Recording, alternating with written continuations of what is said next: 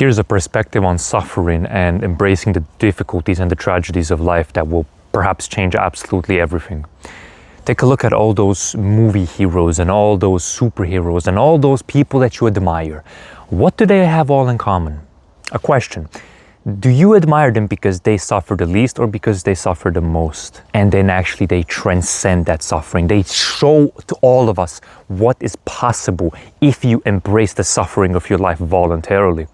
You see, every single person you admire, and this is incredible, and you do this unconsciously, by the way. You admire these people because they're faced with all of these freaking obstacles continuously all the time. They face it, they transcend it, they improve, they develop, not even if they suffer, but because they suffer, because they are faced with all of these tremendous difficulties and burdens and heartbreaks and adversities and catastrophes, and everything just floods them.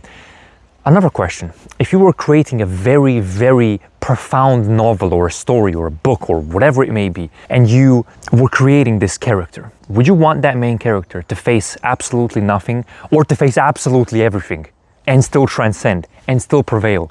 That is basically what you're called upon to do in your life. That is the story of your life. That is the adventure of your life. Embracing all of it. You admire that. And if your psyche admires something, that means that you're called upon to do the same. You're called to do the same because your psyche signals something. I like that, therefore I want to be that. Now, of course, all of those excuses and all those rationalizations and all those thoughts that you inherited from your parents, etc., all come flooding. It's like, no, you can't do that. Oh, this is just in the movies. Oh, this is this and that.